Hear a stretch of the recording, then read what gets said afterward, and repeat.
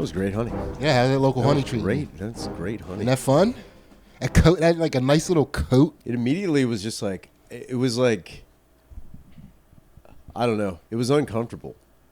Yeah, it was uncomfortable. I didn't like having I'm not like a texture guy who like can't eat certain foods because of which I've met people who are like, oh, that's just the mouth feel, which is all like the gayest thing to say. It's pretty gay. The mouth feel was off. That's how spoiled we've become as a people, where we can complain about the way food feels in our mouth. That is fucking nuts to me. Don't get me wrong. Like, there are things I've eaten where, like, even as a kid, I'd be like, oh, that tasted like it didn't taste bad. I was like, I just didn't like feeling that weird goo in my mouth. Oh, eating like pussy. Like that. Yeah, I've been there. I was gonna say, I was like, oh man, that fucking ew, the cream. Ew, pussy again. Where'd you get this pussy from, Aldi? This is not good. Mom, the neighbors get their pussy from Whole Foods. They said we're poor. Yeah, you need Sprouts pussy. Yeah. You need like a really, you don't want bulk. Free range. You don't want BJ's pussy or organic. Yeah. It's got to be ethical pussy. Dude. Yeah. You can't, it's just like I remember being a kid, I loved like corned beef, but my mom would make like creamed chip beef on fucking, it was called shit on a shingle. Yeah. And it was the most disgusting. Like, I would tell them, like, yo, this would be good if there was none of this cream shit. You had regularly a food that was named shit on a shingle? Yeah. Is that how she would say, we're having shit on the shingle tonight? Well, my mom would be like, oh, we're having cream chip beef on toast. And I was like, oh. And then my step would be like, oh, shit on a shingle.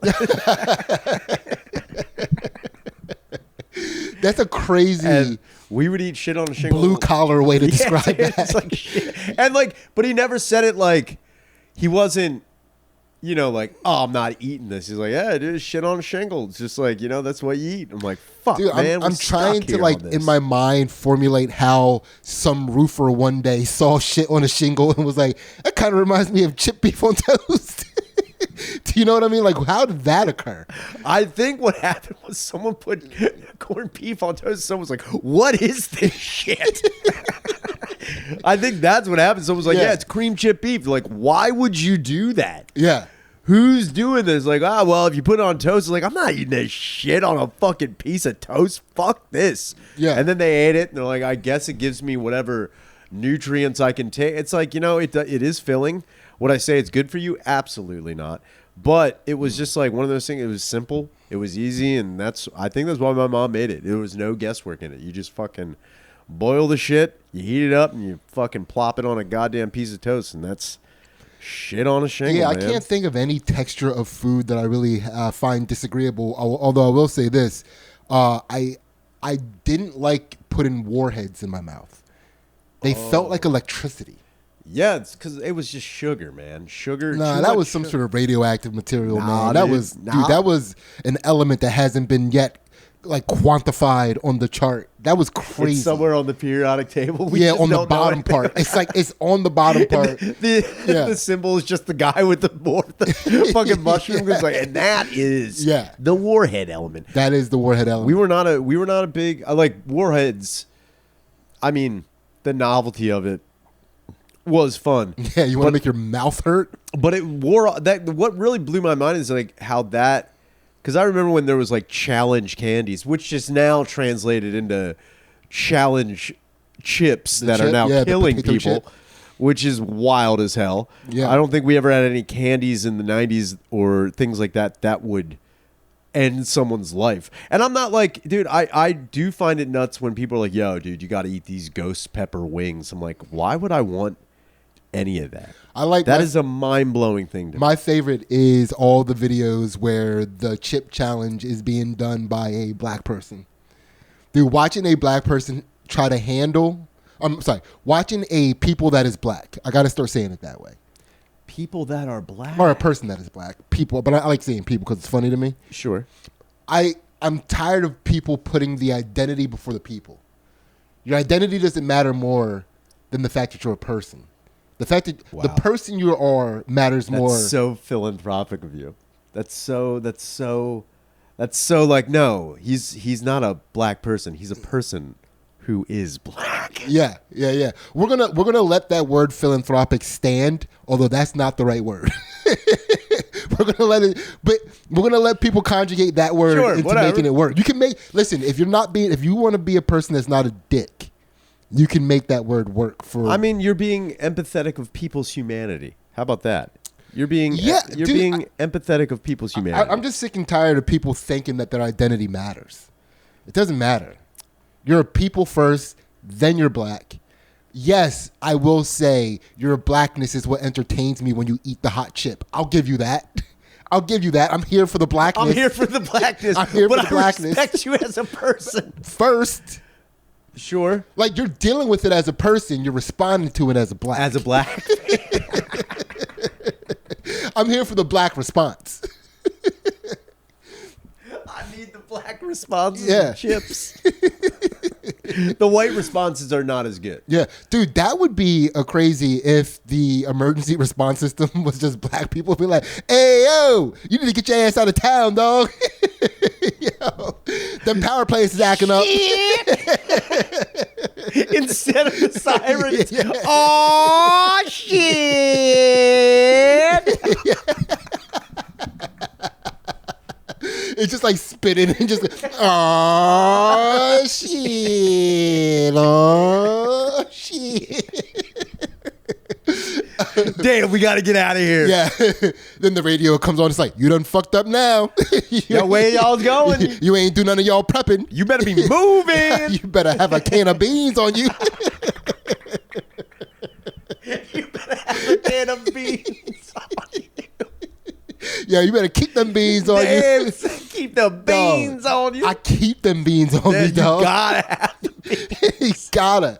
Man, yeah, you gotta do something. None of my homies don't got them beans on them. All my homies keep them beans on them. You better get out of here before some foolishness comes around. Dude, that's the other siren. You're getting on my last nerve.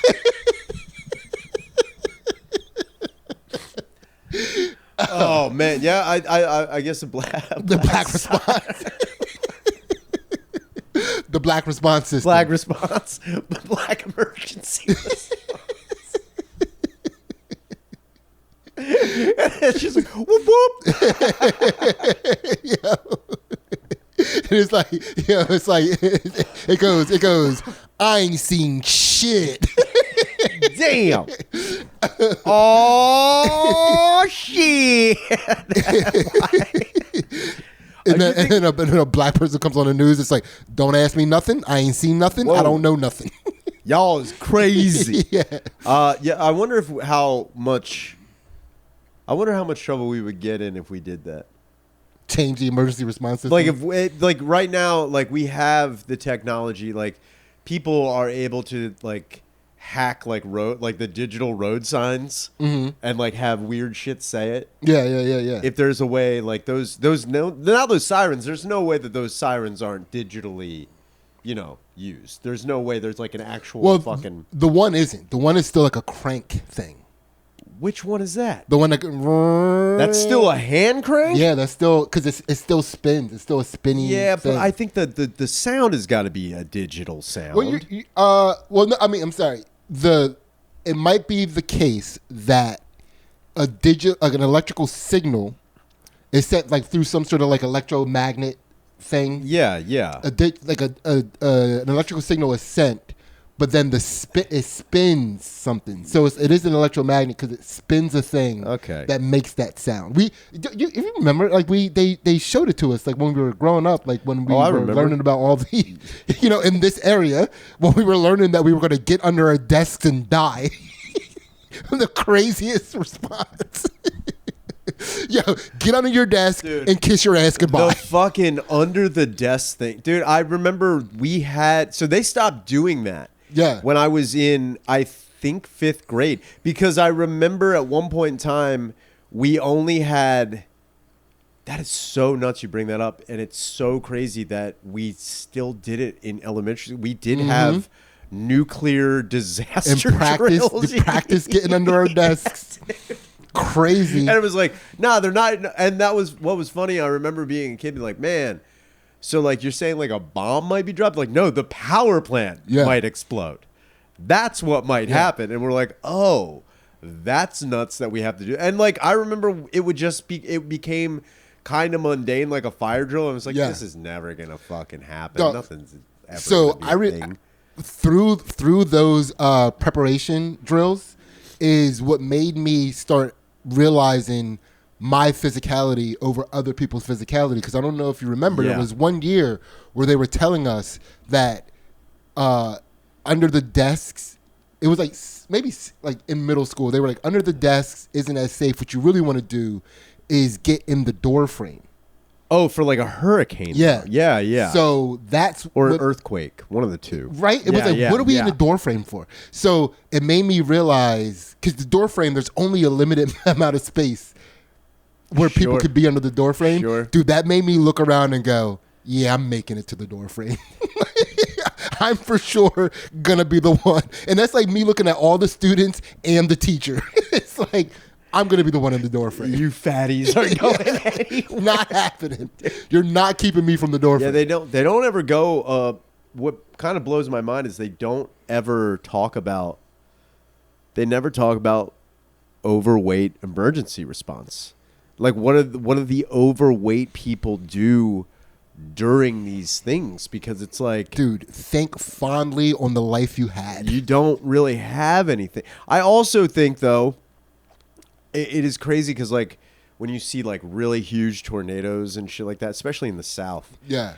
I do wonder, like, man, imagine driving, like, like, even, like, in the movie Twister, like, you're driving, you see a tornado, you're like, man, I got to get away from that. And all of a sudden, sometimes they show a cow. Yeah. But like if you just saw a 600-pound man, just like they never show that. It's like there's got to be a time where like a fat person, a really big person, or not a fat person, a person who is fat, person of fatness. Thank you. Appreciate his humanity. Respect that man's humanity. A person of fat. You know what? Before you get it, I watched a thing not that long ago when we were talking about the Jillian Michaels thing when she was surrounded by the fatties, which is a wild thing. And poor Jillian Michaels trying to, be honest with facts and have them completely ignored to her face. Yeah, it was crazy. There was a person there who was, when Jillian was saying obese, she was using the term obese. Mm-hmm. And this lady was like, don't use that term. Don't use the term obese. Use fat-bodied. And I was like, that is nuts that we have jumped the shark back into insult. Yeah. For proper identification of these people. But that's also cultural, because if you go, man, last night I went to the club, I saw this fat body bitch in there. Like that could be a thick John with a sick body. With a fat body bitch. The way you say bitch determines whether or not it's an insult or a compliment. Fat body bitch. What did she do to you? Fat body bitch. Yeah, she sound hot. She sound nasty. She sound like a nasty fat body. Yeah. Nasty fat body. Man, that's either a chick that's DTF or needs a shower. Yeah, or just really bad. Nasty fat body. I just think that, they never, like, you think about, like, what would be the emergency response for, like, if there was a meltdown or an explosion. Like, I don't know what the fat bodies are going to do. Well, I think about this a lot, right? So one time I was hanging outside of Raven with another comedian, with a comedian who is plus size. Plus size comedian. Right? And I'll just, last name Heskey, body husky. I love Jim. Jim, right? Jim's the best. Jim. So me and Jim Heskey were standing outside of Raven, and this woman walking a pit bull that was somewhere between the size of me and Hesky. Damn. This pit bull was large. It was like, if you didn't know the head shape of a pit bull, you would have thought it was a Great Dane. It was so big. That's awesome. And beautiful dog. Yeah, I bet it was beautiful. Yeah. Dude, it was like that gray that has like a little blue tint to it. Yeah, I know what you're talking about. Beautiful dog. Yeah. And she's walking it. But you can, like, it's not like pulling her in a sense where it's like making her walk faster, but it's definitely every step. It's definitely in charge. It's in charge. Basically what you're saying. Right. I could run. Now I won't. She's walking it down. And this was like years ago, back when Hesky still lived here. She's walking down the street towards us. And, dog, I don't ever change. I've been me since me's been me, dog. So she's walking down the street, and she's like half a block away from us. Sure. And I go, there's no way women that small should be allowed to have dogs that big. Uh-huh. And I go, what happens if that dog decides to eat us? As like you're talking to Hesky. And she can't control that dog. She can't control that dog. Yeah. I was like, I have to jump up on something, climb up on something. It was like, that's crazy. Like, I'm the one that has to look. I have to now make all sorts of plans because she can't handle that dog. Because the dog might go out of control. Yeah. And then Hesky was like, yeah, I'll just die. He's like, my plan is to just die. So we just start talking about all his different escape plans for all his different emergencies. No, it's just dying. It's all just dying. Just dying in different environments. Yeah, that would be. Yeah. I mean, I try to think about, like, is there ever a?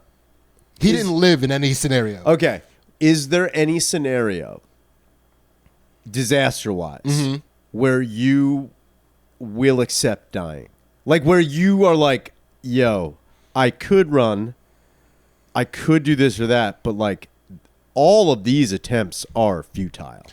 Is there any situation where you'd be like, yo, I guess I just have to stay here? You know my rule. I have to go with the first thing that came to my mind. A titty avalanche. Sure.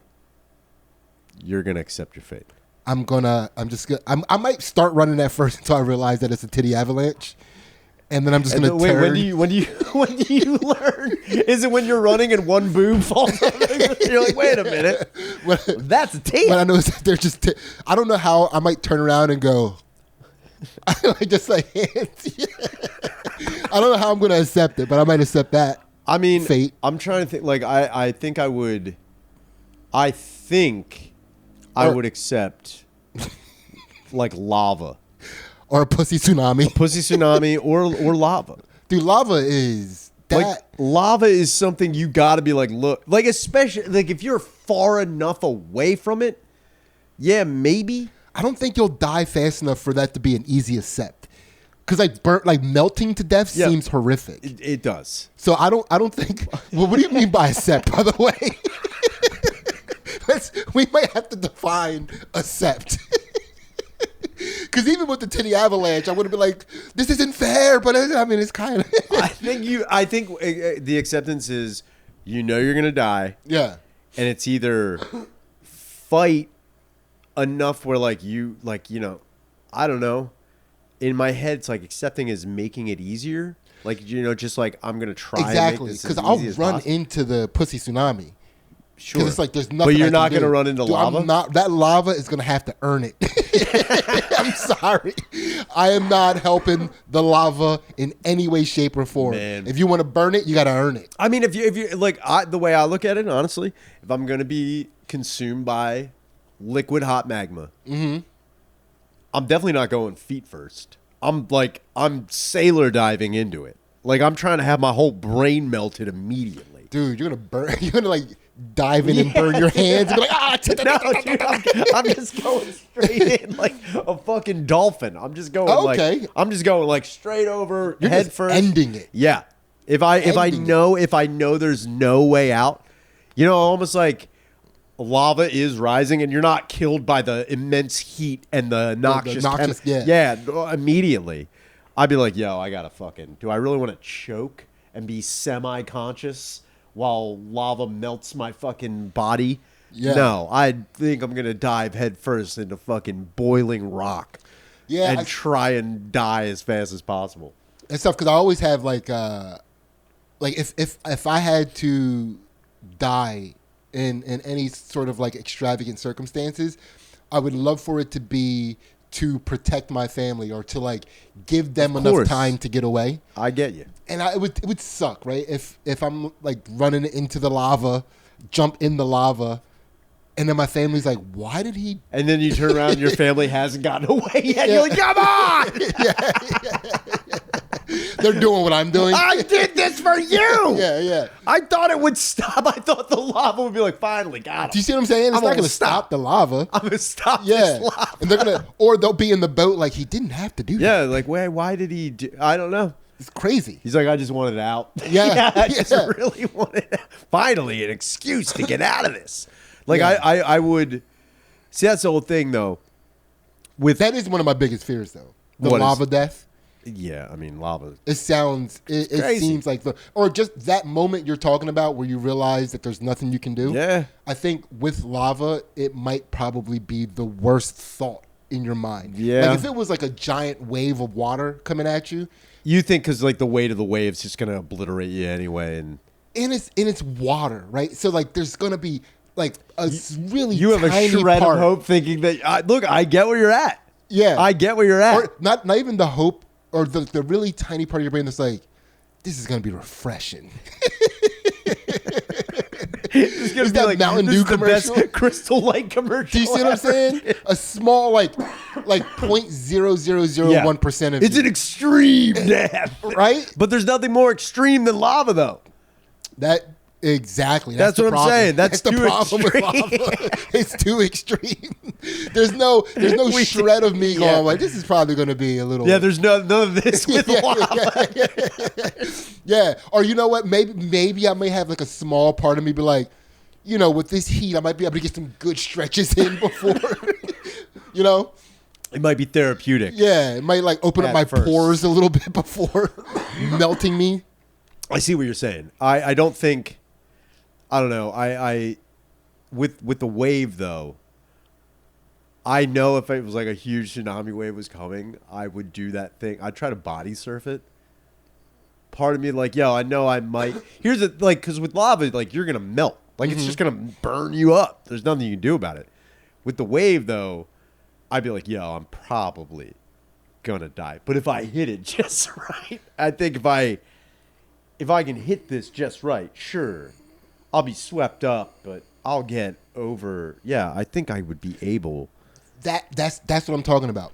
With the wave, there's going to be a small part of you like, man, I hope people are watching. Dude, I think that with every disaster, like I do try to think of like, how could I survive this? Like there might be a small chance. And it'd be sick. Like sure, maybe like what kind of life would I live afterwards? I'm pretty sure it won't be good. One of glory, depending on how you survive. Depending on how you survive. Like if I'm alive and I'm paralyzed from the neck down, that I'd be like, man, I should just die. Yeah, I wouldn't even count that as survival. Yeah. He got fucked. I'm gonna do this. If I live and I'm paralyzed, you could just fucking throw me in. Actually, lava. find another wave. Can you find another rogue wave to just finish the job the first one couldn't do? I think even like there have been times where I've been on a plane and like turbulence has happened, and like you have that, especially if it's bad. Like I do have like a split second where I'm like, yo, man, like if the plane rips apart and people start getting sucked out, what am I gonna do? Because like falling at 35,000 feet. Without a parachute, without any type of means of like, preventing crashing to the ground, it's kind of like I don't know why I'm saying kind of. It's pretty much a done deal. Yeah. However, though, I would look like if I was say I'm falling, the first thing I would do, like if let's not just say I'm immediately sucked out of the plane breaks open in the middle, people are being sucked out. I would grab the flotation device underneath the plane underneath the seat. And like, if I knew like, yo, it's either this plane's gonna crash into the ground, or I'm gonna get sucked out, I would be like, I would take the getting sucked out. And the reason is because in my head, I'm like, I can ride the like Kid Cloud Kicker? Yeah. Little tailspin action, huh? I see what you're doing. I would use it like almost like a boogie board through the air, and then I would try to find a body of water where I could like skip off like if I hit it in the right angle. That'd be pretty sick. That's where my brain goes. Yeah. Like, that's how I would try and do that. So here, and plane rips apart in half. Yeah. People are getting sucked out. I'm keeping my seatbelt on, unzipping my pants, taking my dick out. See what happens. You think someone's gonna walk by? Dude, I think the plane might suck me off as people are getting sucked out. Could you imagine if that worked? Like that orgasm? Like, you think the last thing you do before you're gonna get sucked out of the plane is get sucked off by the physics, like the physics of the air pressure is just sucking all the cum out of you, dude. I don't know if you'd be able to get hard in time. I don't know if you would. How do you fly? You fly soft? There's only certain times I get hard, and it's when I get that free Biscoff cookie. No, I'm hard the whole time. My adrenaline flying. I feel like I am passenger 57. Like I am like I'm working when I'm on the plane and unless I'm sleeping. When I'm on the plane, I'm on duty. You sleep on a plane? That you're nuts. I dude. do. I can't sleep on no plane. Yeah, because I sleep. I don't want to have to make eye contact with and have awareness with another human being when they notice I'm hard. So you think being asleep with a boner? I think being asleep with a boner is way more sad. Being awake with a boner is weird. I think asleep with a boner, they're like, dude. Listen, I'm not conscious. It's sad. I'm not seeing the sadly faces. Gantt right now, dude. I don't like that. I'm like, God damn it, dude. But I can't sleep on a plane because of my brain being like, yo, if there's something happens here, you got it. I think you'll be alerted. You got to be. Oh shit! Purple drink comes. Yeah. This is Soul Plane. Yeah. That's speaking of Soul Plane, do you think so? Spirit Airlines is gone. Completely dissolved. They're not a company anymore. I saw on Facebook how a group of people that are black were planning to buy up Spirit and basically make their own airlines. Spirit Airlines. Airlines. Yeah, I'll fly Spirit. So yeah, they were talking about, and then it was like, oh man, it'll be like Soul Plane, and then everyone was excited. I did appreciate this one guy, but then he got trashed so hard it really cracked. It was sad, but also like, man, what did you think was gonna happen? So everyone's like, yeah, we'll pull all the money together. We'll get this. We'll get this. Basically, everybody who and there was maybe 15,000 comments, and all were like, yeah, we're gonna do it for each other. This is gonna be great. And some guys like, so you guys don't understand. You need a staff. You can't just buy up airplanes. Yeah, it's not just a party. It's not just party time. Everyone was like, it's a business. This will be amazing. You got to think about baggage handlers and pilots and maintenance on the plane. And he was just like, I love your fucking drive. It's like, but if you think just pulling together X amount of millions of dollars to just acquire, what are you going to buy one plane? Yeah. That's not how it works. And everyone's like, stop shitting on us. Really just you don't understand how it works. It's like, no, I don't think you guys understand how it works. I mean, and also too, there's already proliferation of black people on Spirit Airlines acting up. And that's with them believing that it was owned by white people. Sure. Now, you think going onto a plane knowing that it's owned and operated by black people, they're going to act up less? I don't think that was ever brought into that was never brought into the conversation. There was no we got to act right. None of that was ever. I think it's part of the problem. I think that's part of the problem. I think because like the reason why it's absolved, the reason why it has failed as a business, guys, is because black people acting up on the plane. You think that's why Spirit failed? Was the acting up? You think it was the acting up that got them? Well, I listen. I can't say that I know a lot about the aviation industry. I can't either, as far as the hospitality part is concerned. Sure, but I know about the aviation industry and the hospitality. I know about acting up. I know about. Yeah. I've seen acting up. Yeah, I don't know why. I think it has something to do with that. I mean, I'm not going to say that there hasn't been a couple people playing too much on Spirit that hasn't attributed to the downfall of Spirit. Yeah. But I will say, I think it had a lot more to do with, like, you know, jet fuel's now super expensive, and maintenance on the plane was like, you know, being, you know, shortcuts and all that other shit. And it's just like even their like fucking staff was just like, you know, being very haphazardly treating the plane in a certain degree. And it was also because it was cheap, you know, but like, I don't know. Part of me thinks that like just the acting up, it's kind of like I expect when I'm flying Spirit or Frontier, I expected some acting up. Yeah. I went into it with knowing that there could be some acting up that's going to happen on here. So this is what they're saying. The airline blamed sharply rise in fuel costs associated with the 2026 Iran war for the shutdown decision. Though the carrier was already in a weakened financial position following years of losses, failed merger attempts, which happened very recently, and 2 Chapter 11 bankruptcy filings. So they were already, like before the fuel got expensive, they were already going down. And I remember that happened very recently. There was I think they attempted to merge with Frontier. Well, I thought Frontier was Spirit. Yeah. Like I thought they were owned by the same fucking, I guess they weren't. But I think, you know, combining two shitty things together does not make anything better. That's what I really was kind of blown away. Like, oh yeah, we're gonna merge together. I'm like, I don't think you can just pull resources from crap. Like that's just gonna make one bigger turd, is it not? Like that's a bad idea. So Frontier, they tried to merge recently with Frontier, and they were like, nah. No, it wasn't even Frontier that said no. It was the government was like, you can't do that. We can't have that many acting up people Dog. in the sky. No black passenger should have that much power. That's crazy. That's too crazy. So the deal followed Spirit's previously attempted but blocked merge with JetBlue. Oh yeah, I forgot about JetBlue.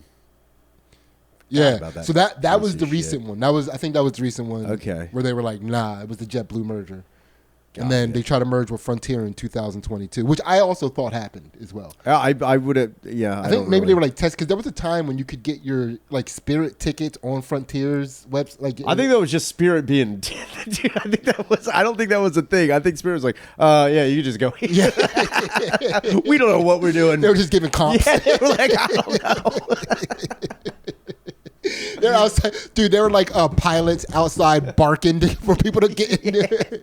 Hey, we got a plane over here. Yo, Spirit's open.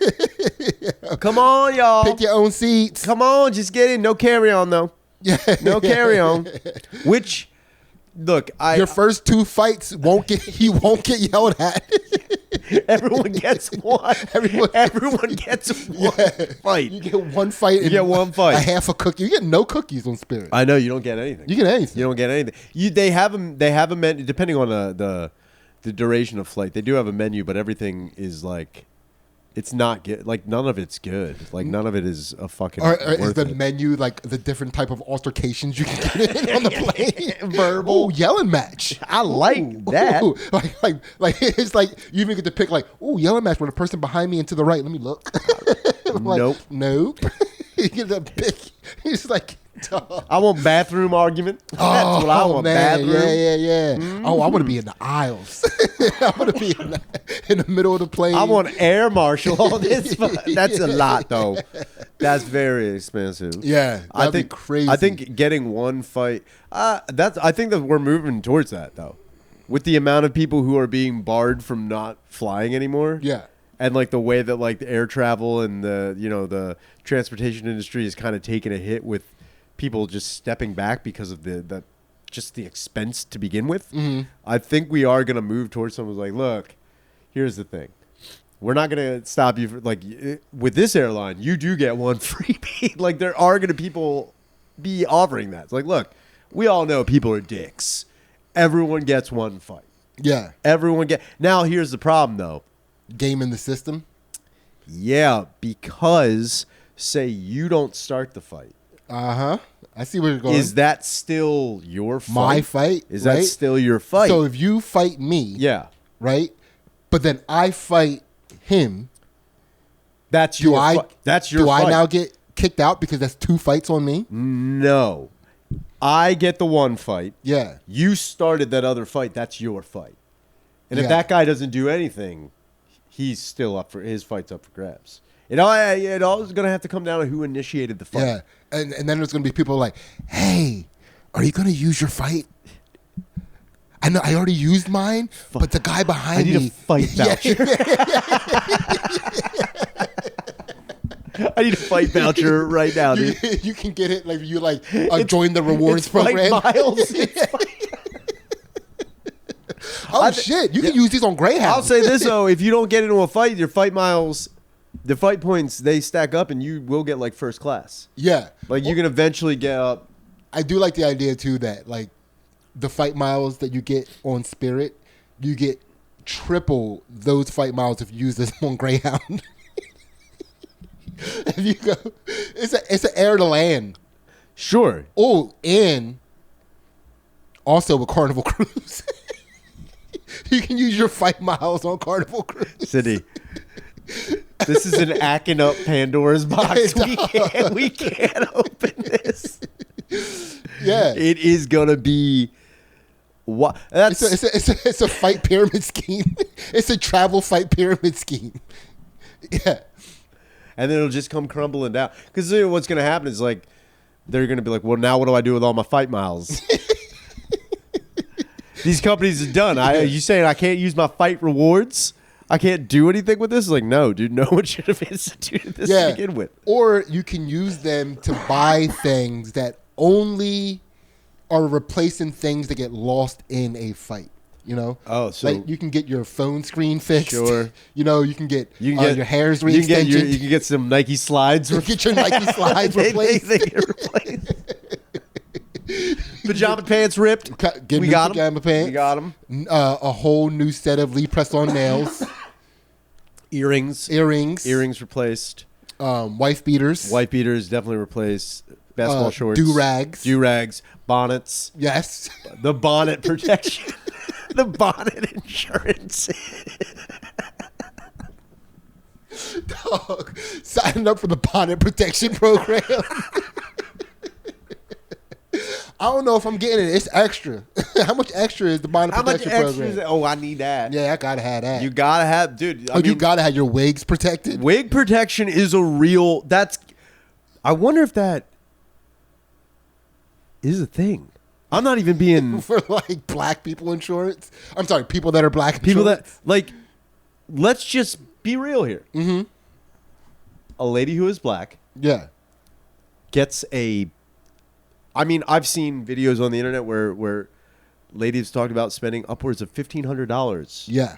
On wigs and weaves. Yeah. That's a lot of money. It is. It's a decent amount of money. There's a chunk of change for hair. Say something happens. Yeah. Is there like an like when how surgeons get their hands insured? Sure. Like not just that, like like say you buy a new phone, they're like, hey, do you want the fucking extra protection on it? Like when you buy it, they're like, yo, if you pay this much enough, you get like an extended warranty on your phone. Do you think they do that with wigs? And I'm not even trying to be a dick. Like that's a lot of money. If something happens to said wig, but that's what I'm saying. Like, what is your claim? It's like because this happened to my wig, I can't stunt on my ops anymore. Is that what? Is it stunting insurance? I think it's just like I don't know if it's stunting insurance. I think it's acting up insurance. It's just acting up. Any Oh yeah, because you don't want to be like forced to not act up because you have an expensive wig. Yeah. I have to be able to participate in my cultural activities. If someone's throwing down, you can't be like, yo, I just got this wig. You can't just be like, yo, I just got this done. That's not how that works. You got to step up. Yeah. If they're like, yo, I paid an extra $15 for this wig, this extra wig insurance. Yeah. I can just go back to my wig shop and they'll replace it it's almost like, those warranties that you can just buy for your car that help. Like it's just like they help pay for it and you pay like $49 a month. And it's just like a thing that like everything happens to your car, like, it's not covered by your car insurance. So you don't have to pay out of pocket, but it's for the wig. What I'm going to do is I'm going to get a job as the claims adjuster. And I have to go investigate and make sure you were in a fight. Yeah. Just so you're not trying to lie. Wig insurance fraud is going to be rampant. Dude. Absolutely rampant. I didn't even think about wig fraud. Dog. I didn't even That's the first think thing about wig That's the first fraud. thing I thought of. I'm not trying to get robbed here. See, that's how trusting I am of a person who is white.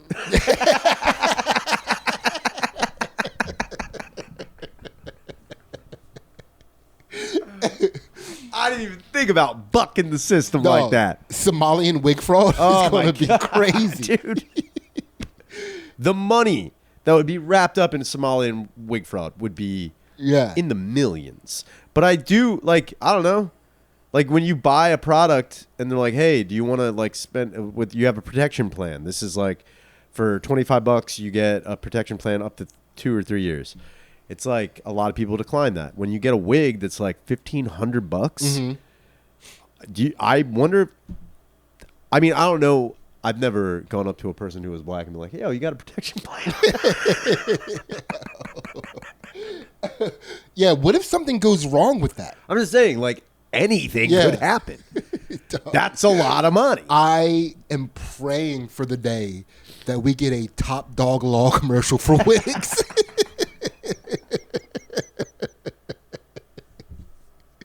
Yo, that's crazy.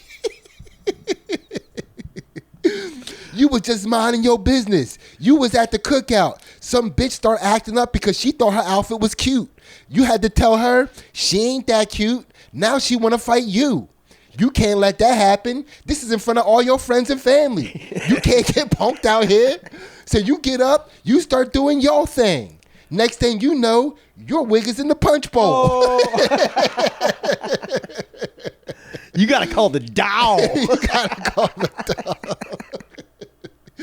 Top Dog Law. Yo, protect your Top Dog Law. Protect your top.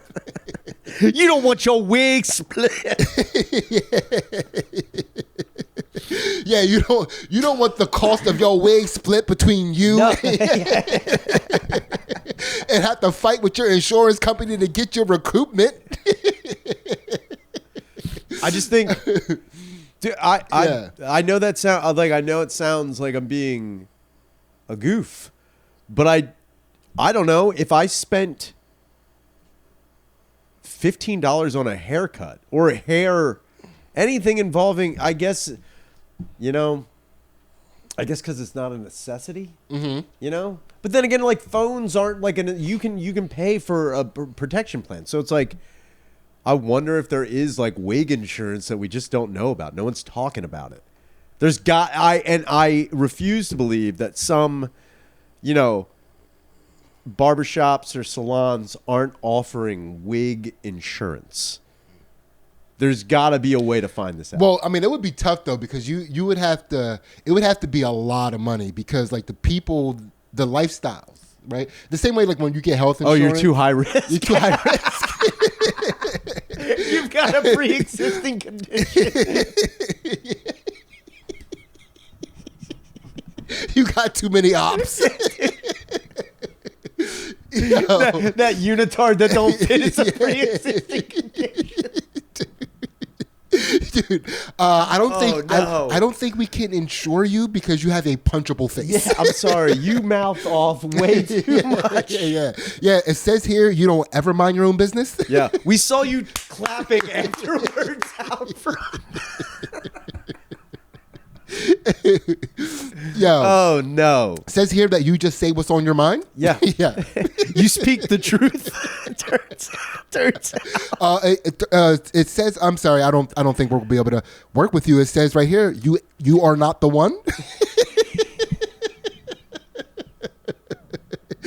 It turns out you've said y'all got me fucked up now. Yeah, a lot At of least people 17 times this year. That is too many. So it appears that this year too many people had you fucked up for you to qualify for our wig insurance program. Yeah. Oh no. It says here that too many people this year are about to find out. So Yeah, there's just. I'm sorry. yeah, sorry. You are too high risk. So, unlike most medical procedures in the U.S., wig costs must be prepaid. Patients then submit a claim to their insurance company, and the insurer decides how much, if anything, to reimburse them. Wait, are we talking This is getting a wig. This is getting. No, wait. And when we say wig, we're not talking like. This is like medical insurance to get the wig or whatever insurance is covered to get the wig. So there is no guarantee that your insurance company will reimburse you for the cost of your wig. That is to get the wig. That is to get the wig. It doesn't seem like I can find any like collision or anything. you have full turnt.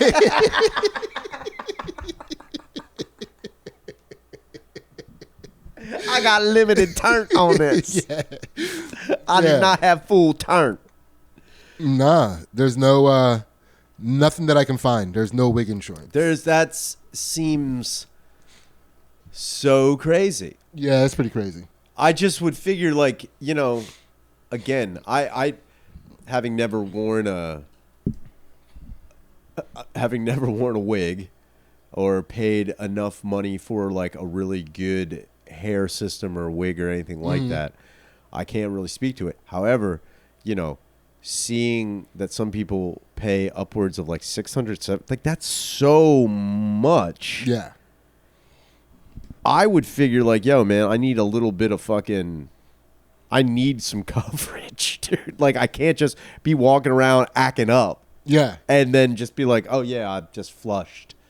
Like, however much money down the fucking drain on this goddamn wig. Though the hairpiece system too for black people is an expensive looking process. It looks crazy. Yeah. It looks like it's amazing.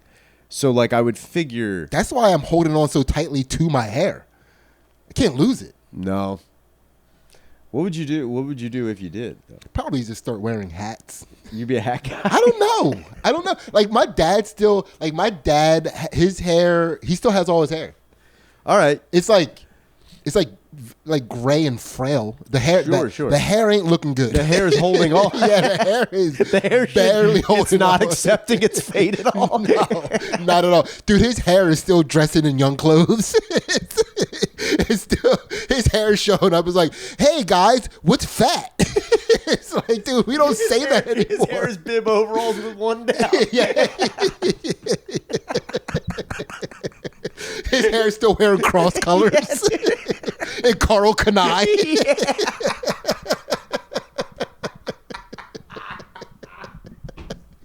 Oh no, dude! He's got young. His hair still trying. Hey, Dad, where'd your hair get that stonewashed jean jacket from?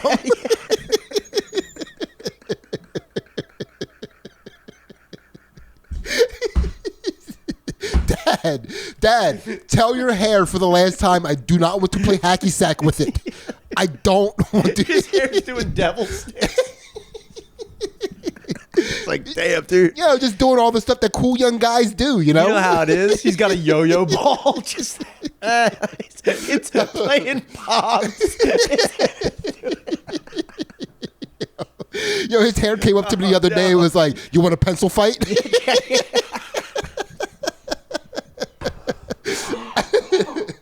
Holy shit. Yeah, I mean, I would think if you were going to wear a hat, if you were like... my dad's hair is doing wheelies on a Huffy. It's got baseball cards in the back wheel. Oh, shit. His hair's trying so hard. Oh man, that is so good. Oh fuck. Yeah. It's doing again. Oh fuck. If you were gonna have to wear a hat after losing your hair, I would want you to wear like a top hat at all times. Just like almost like an Abe Lincoln like stove pipe hat. Yeah. At all times. I don't know if that's a whole genre of guy. I understand. Yeah. But I think if you did it for like 3 months and not said anything. Yeah. Like if you were never like bringing it, like now it's going to be hard not to bring attention to it, but it'll bring attention to itself. But if you never said anything. Yeah, a black guy with a top hat on? Or I'm sorry, a person that is black with a top hat? That's crazy. That's noticeable. I mean, it is noticeable, but I wouldn't question it. It's remarkable. I mean, I wouldn't question it. I'd remark on it. I wouldn't be like, why is that guy doing that? I'd be like, that black guy is wearing that. I mean, that person that is black is wearing a top that is hat. I don't know. A top that is hat. I think I just needed it to rhyme. I like what you're doing. Yeah. But I think if I saw you wearing like I don't know, if I was like a regular dude walking down the street and saw a black guy wearing a top hat, I would immediately think like witch doctor. Like that would be the first thing I would think. Yeah, that's the problem.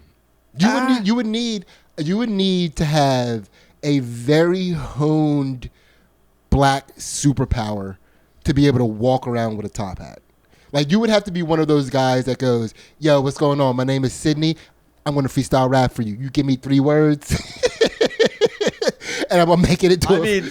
Top hat is street performer, right? You gotta be good too. Not like you're not just doing it. You gotta be. No, you're like an one undiscovered of the best talent. Yeah, yeah, I get what you're saying. Street magic, little David Blaine action. Street magic would be good. Make your dad appear. Is this your father? Dude, a black street magician that specializes in making your dad appear. Oh man, that would be so good. Like, open your pocket. Dad? I've been in here the whole time. That would be. Yeah, I mean, I think you'd be a good reuniting white people with their father would be so crazy. Dad's like, I never left. Yeah, dude, I just saw you a second ago. I was actually standing right here. Do you think that like you could rock? Like, would you be a baseball cap dude, or would you be like? That's what I rock now. If I rock a hat, I go baseball cap. But like, my dad was a truck. My dad's a trucker hat guy. He plops the trucker hat down on top of his afro, and then his afro sticks out the side. It wisps. Damn. It used to like puff like a out 1970s baseball player. Yeah. Now it kind of dude, please. I hope this imagery works, but now it looks like a tumbleweed stuck in a barbed wire fence. Like it just doesn't belong. You know what I mean? That it's is like, so sick. It looks stuck. I like that. Yeah, I like that. It's just like looks like someone is trying to put out a smokestack. Yeah. That's pretty great. How old is your dad again? He's like in his 70s. All right, he's up there.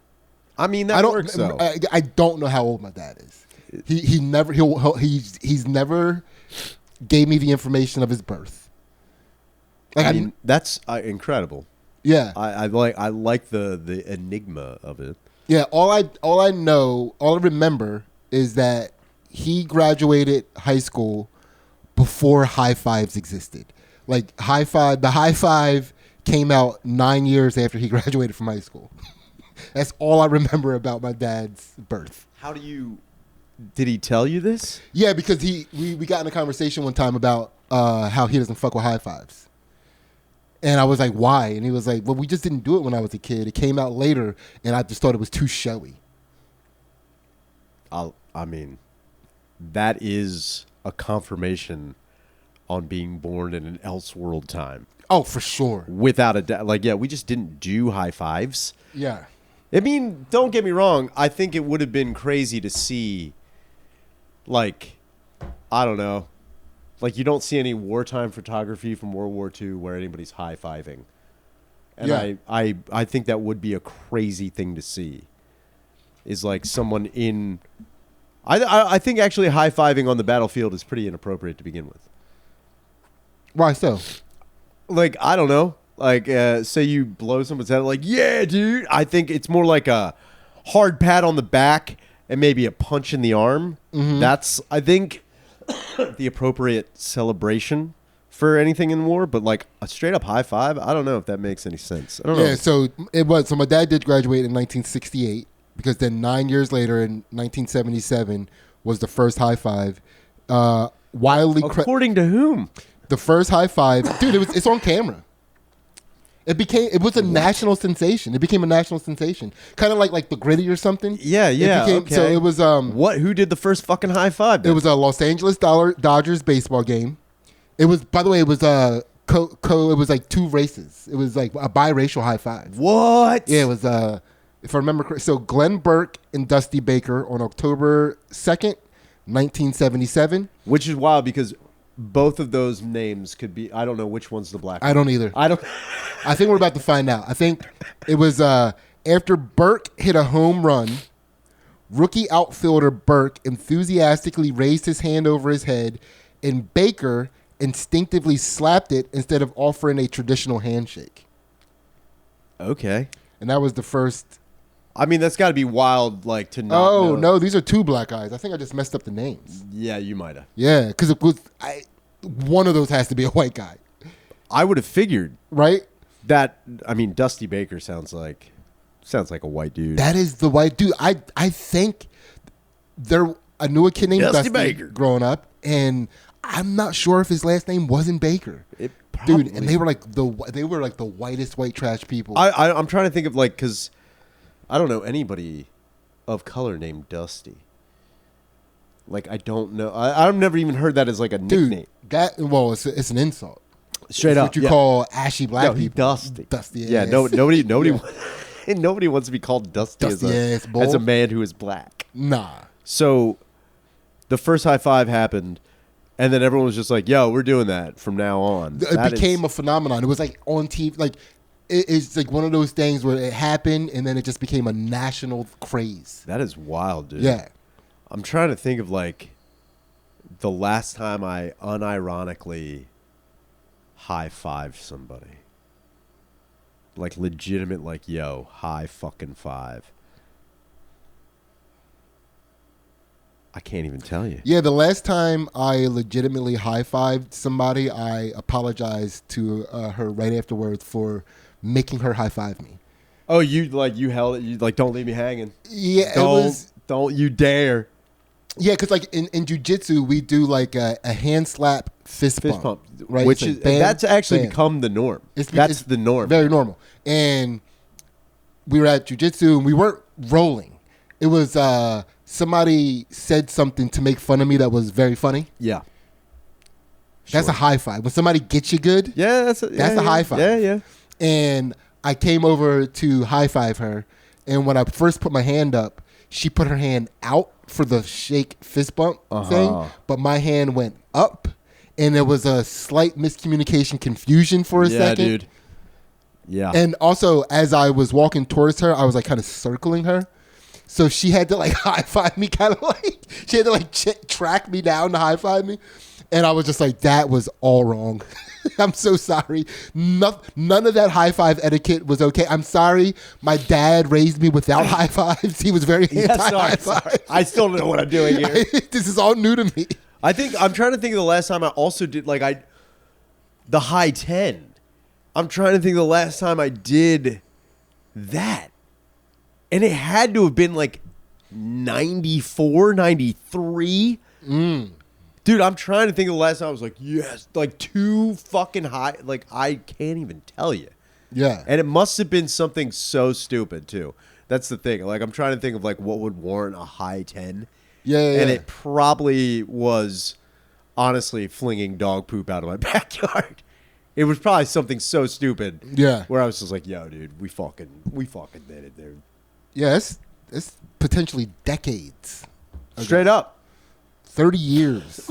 I mean, it's like I had like having like daughters, like yeah. You get like do that little sure. you know, Like, cause sometimes, like I'm still, so Ansley told me this story about like her and her dad one time, and it stuck with me. Even back then, Yeah. I knew this was going to bother me when I had kids one day. So Ansley was telling me like her dad got upset with her. Her dad was like laying on the couch, and Ansley had crossed that threshold of age in her mind where she was done. Like, come give me a hug. Come lay with me for a second. Yeah. And her dad was like, yeah, come give me a hug and lay with me for a second. She was like, no. And she said her dad's heart just broke. Yeah, dude, that's going to be a devastating thing. Yeah. He was realizing that it was over. It ended. So now I'm like terrified of not realizing that we've reached that point, me and my daughters. So every time they go to hug me, I reach my hands up for like a double high five. Yeah. And if they choose the hug, that's on them. Dude, see. it is nerve wracking. They're only 10. Sure. Like they have, like she was, I think 17 when she said All right, it happened, like 16, 17. Sure. She was still in high school. You got time. You think, but they grow up so fast these days. You don't know. And there's two of them. They could be like colluding on how fast they want to grow up. You know what I mean? You know, I'm thinking about just high-fiving. What? Yeah, I'm tired of the hug shit. So it goes like me, they come up, I put my hands up, they grab my hands, and they go like that, and then hug. I see the motion. Yeah. And then one day it's just going to be like, ugh. It's going to stay a high five, and then my heart is going to break, dude. I'm just going to cry. I know it's been in the back of my mind even before we had kids. And I'm one not of these going days to my be ready. children are going to disappoint me. Not going to be ready for it. I already can't handle it. Now, when that happens, are you going to like bring it? Are you just going to like accept? Is this going to be your lava? Are you going to accept? Are you going to accept that? Or are you going to like try and fight? Nah, you got to accept it. Because they'll come back. Sure. They just need that, like, I don't want to be told what to do, when to do. They go through that phase of their life. I guess so, yeah. But then after, when they get into their 20s and stuff, and they remember that they need their dad and they need the love of their dad, they'll be back. Is that where are you going to do the thing where, like, they need it? And then you're like, I remember when I needed it. And you're just going to high five them and walk away? Are you going to pull the fast one? No, I'm going to Sparta kick them in the chest. And that's what making me feel like a motherfucker. That would be really, really good. Yeah. Just like launch one of my twins into the air. Did you kick one of your twins down a well? Yes, I did. Yeah. She didn't hug me 6 years ago. So I'm still holding on to this. I'm sorry I haven't got over it. I'm sorry you're such a fucking machine. You can just fucking work through the goddamn, having your heart crushed by the only thing you love. Fuck you. Yeah. That isn't yeah. I mean, I don't know if I'd ever, I'm trying to think of the last time I like really, I'm trying to think of the last time I was like, oh, I'm done hugging my dad or my mom. And I don't know if that, I don't think I ever went through that. I don't think I ever went through it. My mom was like, yo, you're fucked. Don't you dare. I remember there was one time I was like, I don't want to hug you. My mom was like, are you fucking with me? Yeah, moms can say that to my their mom's like, opposite you don't ever fuck. Are you fucking with me? Like, it was a very, like, you can't you're doing it. Whether you want, she's like, you have two options. You can hug me or I can really embarrass you. Yeah. Which one do you want? Because if you're like, oh, I don't want to hug my mom going up to school. Mm-hmm. My mom's like, yo, you're hugging me, or I'm going to make this the most, everyone's going to see it. Yeah. You can do it where you hug me and no one's paying attention because everyone's hugging everybody. Mm-hmm. Or you can try and get away from this and I will track you down. Yeah. And make this the worst day of your life. Yeah. So yeah. I took, She starts doing the black emergency responses.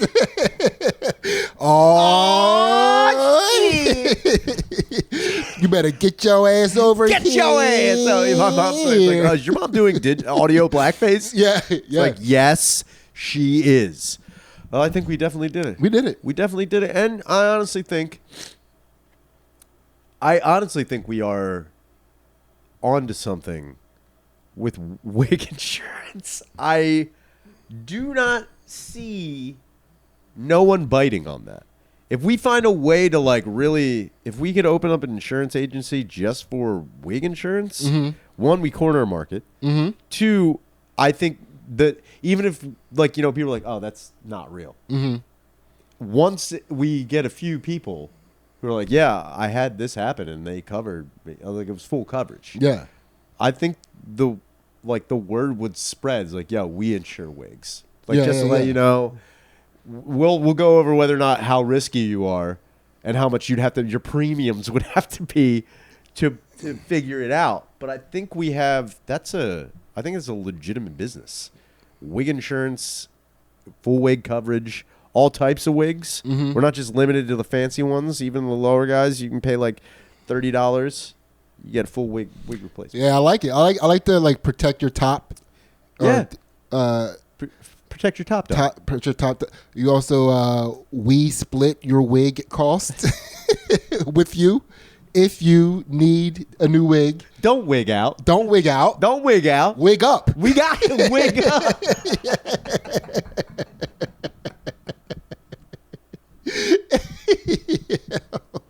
Don't sleep. Wig up. Wig up. Wig up. Oh, my God. And if you're enjoying this content, you want to actually get insurance for your wig, the only way you can do that is to join the Patreon. You get a bonus episode, secret unreleased episodes, become part of the community, all for just $3. And that covers that's full Turnt wig coverage. That's crazy. We're going to have to pay out on a wig from our Patreon.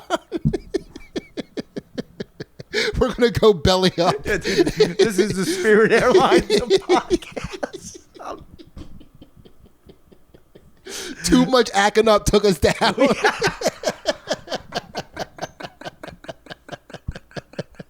We didn't anticipate the hacking up. We did not. We didn't. Oh, my God. We do this every Sunday. I've been Ryan Shannon. This has been Sidney Gantt. Please, if you're in the Philadelphia area on May 30th, I'll be fucking wrestling at the Philamoka. Please get there. And also, if you have not bought Sullivan, please get on it. Over 175 copies sold. I've got 49 copies. No. Say that again. You said that wrong. So 300. Yeah. Sorry. Yeah. I said. Did I say 100? Sorry.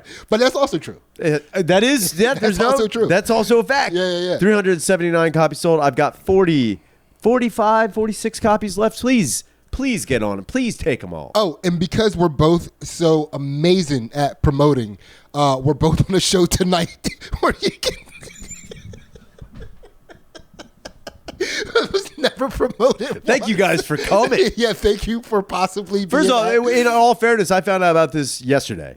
I did not know about the show. I found out that I was on the show 4 days ago. Got it. And I found out that you were also on the show 4 days ago. I didn't know that. It's crazy that you found out. Dude, it's in my email. I swear to God. It is in the email. You and Foster. Yeah. Yeah. I did not know that. Well, fuck me. Yeah. Here, look at this. This is 3 as a reminder. Where did I have that at? Shaner co-hosting with Foster. That was Tuesday, I found out. That's the message. It's from Tuesday. I knew you were on a show before you knew you were on a show. Look, man. No one tells me anything. I get known last minute. No one gave a shit. Yeah. But yeah, please, thank you for coming to that show. Please come to the show on the 30th. We do this every Sunday. I've been Ryan Shannon. This has been Sidney Gantt. This has been World War Fun. We will see you next Sunday. Later.